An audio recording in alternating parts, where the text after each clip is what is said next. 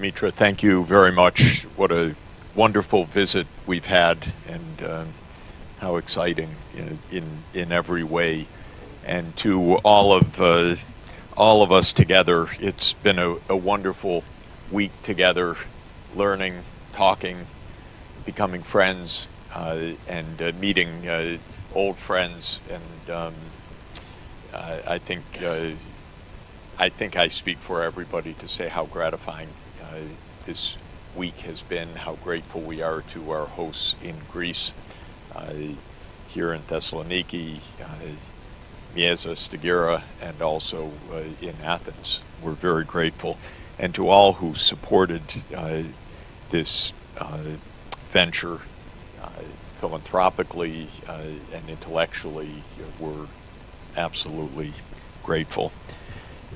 I want to say just a few words briefly about our next steps, because there will be next steps, and on a voluntary basis, of course, but I hope next steps that will excite everybody here. I think that there are three main dimensions of our discussion and our activities, and I would like to discuss all three. One is the idea of finding global ethics for the 21st century on the basis of ancient wisdom and understanding of our modern challenges. And I think we have made good progress, and that there's good evidence for the value of that activity. The reason is ethics, properly conceived, is about helping people to live decent lives. That challenge has not gone away. In fact, in many ways, it's more immediate, urgent, and dramatic than ever. And we're all human beings within the 4 C's. So I think that there's good reason to believe that we can find a common approach that can really help a deeply interconnected world. And it's that phenomenon that I think is so crucial to understand. We are so profoundly interconnected moment to moment now in our common fate, in our common vulnerabilities to environmental degradation, to nuclear war, to the failures of our physical infrastructure and engineered systems, that we had better find, in my opinion, a global ethic to keep us safe. This doesn't mean a uniformity. I think we've said that many, many times, but it does mean a common basis in which we speak with each other as human beings that are in the same condition on this planet.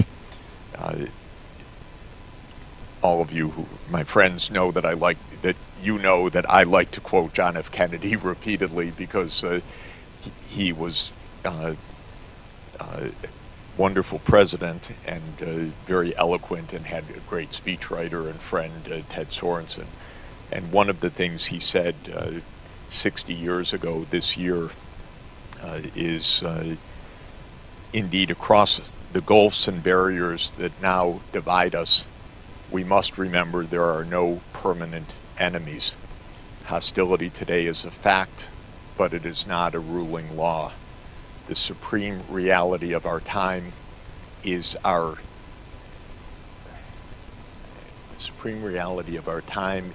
indivisibility as children of God, and our common vulnerability on this planet. So this, I think, is really right and important. Our indivisibility and our common vulnerability. And that's why I feel that our discussions are urgent, not only interesting, fascinating, wonderful, heartwarming, but really rather urgent. Yesterday, my government, which is not a moral government, is not an ethical government, is without moral precepts, decided to send massive cluster munitions to Ukraine. First, it's against U.S. law. That doesn't matter anymore, by the way, because presidents do what they do. Law barely exists in the United States. We are really at the end of our republic and into our imperial phase, though it's not really understood, but we are. This is determined by generals and by Pentagon and by decree, not by law. The law is quite explicit. You cannot export these munitions, period. But it doesn't matter. But interestingly, I was just looking on the list. Basically, all European countries are signatories to the convention that bans these weapons. And I haven't seen one European leader stand up to say one word. Nothing. I've been emailing them this morning, giving them a piece of my mind. But they don't say a word. They're cowards, or they're crooks, or they're jerks. Sorry to say it. But this is why this is so urgent right now. Nobody has any standards to stop. And we're just going to get ourselves blown up unless we have some standards. So, we need the global ethics absolutely, urgently.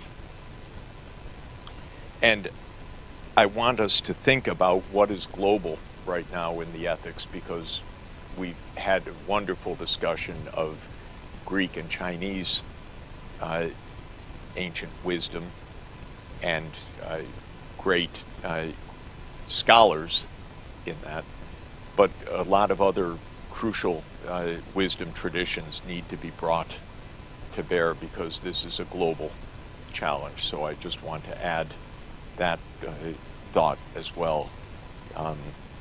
And I don't know how to do it, but we need to find ways to continue to reach out to this broad and vital wisdom.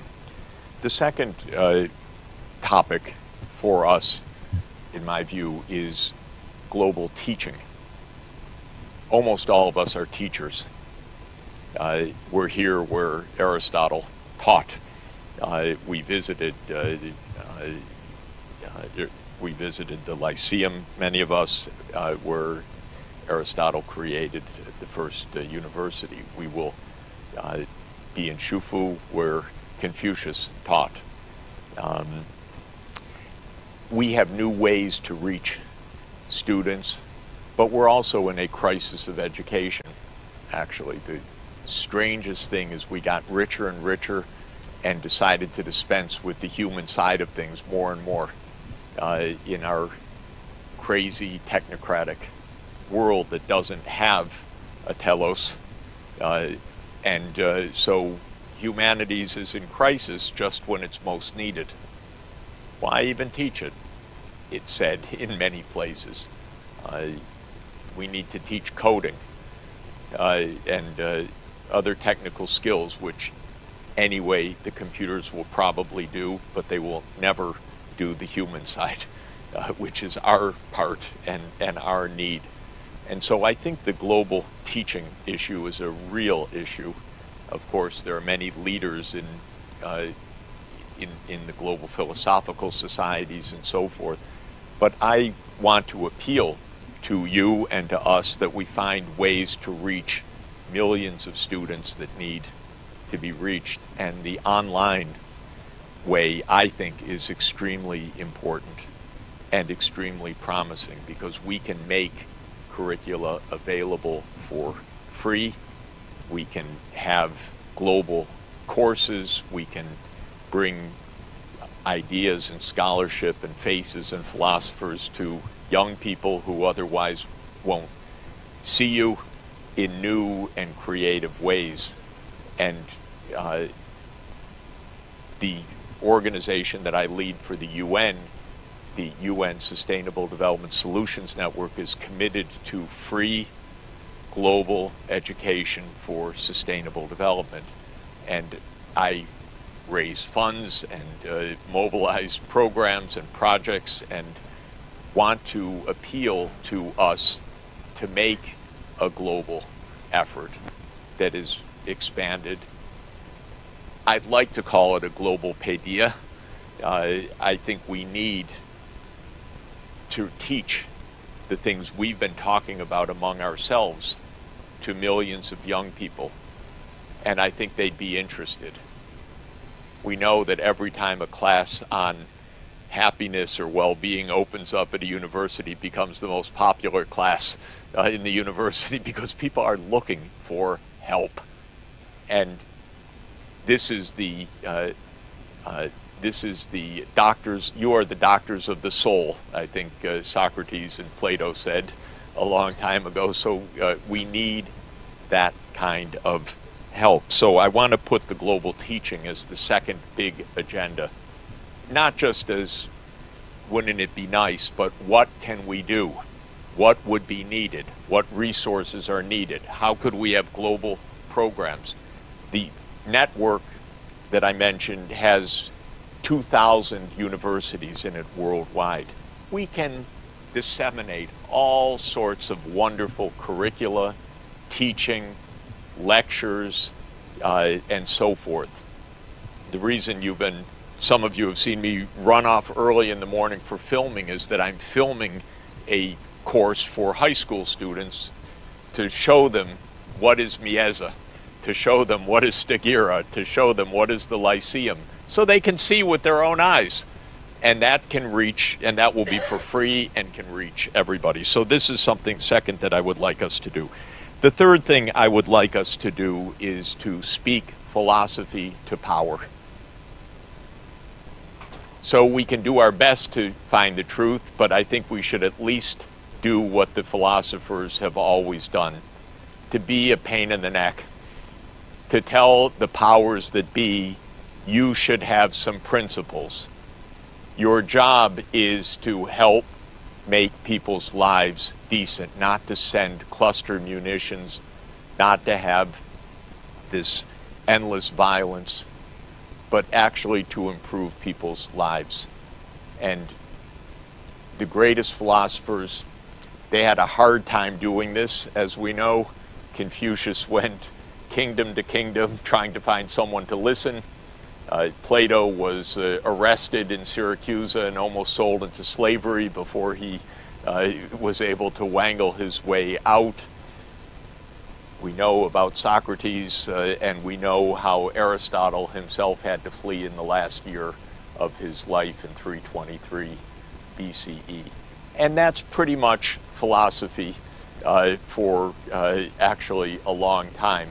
This is not an abstract discipline, despite the analytical philosophers. This is a very practical discipline that has tried to say to leaders, lead with ethics. Be good, be decent, behave. I want us to do that right now. I want us to find proper ways to do that. And I've suggested that next year's Summit of the Future, which will bring together 150 or more world leaders to the United Nations, is an opportunity for us to share thoughts about ethical leadership, which I would like us to propose to do. So these are three distinct areas of activity: identifying global ethics for our time, teaching ethics, and speaking ethics, especially speaking ethics to the powerful that need to hear it. And we will end now, but I want us to begin immediately online to convene for how we can pursue all three avenues. Thanks to our colleagues in the Confucius Institute and the Shandong government, we have a warm invitation to meet July 8 in Shufu. So I hope that that is on your calendar, and the next opportunity for our group and additional colleagues to come together to Shufu. And of course, this September 26 to 28 is the Nishan Forum, and the invitation has been made to people who can come in September for the Nishan Forum. And I'll be there and look forward to using that opportunity also to continue our work. I would like us to have a working group started, so if people are interested in being part of that, the working group would work, or maybe 3 working groups in 3 different areas. One on the planning next year's conference, a second on the teaching ideas and what could be done, and a third on what I hope will be a statement of universal ethics that we can share with world leaders for the Global Summit.